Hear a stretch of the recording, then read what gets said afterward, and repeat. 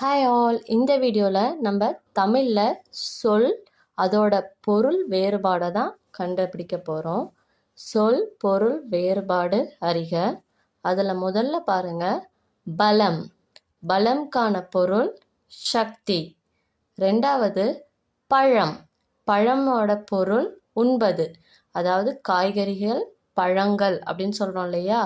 வாழைப்பழம், ஆப்பிள் பழம், மாம்பழம் அப்படின்னு சொல்கிறோம் இல்லைங்களா. அந்த பழம் உண்பது. பலம் என்றால் சக்தி, பழம் என்றால் உண்பது. எடுத்துக்காட்டு பாருங்க, யானை பலம் வாய்ந்த விலங்கு. குரங்கு வாழைப்பழம் உண்டது.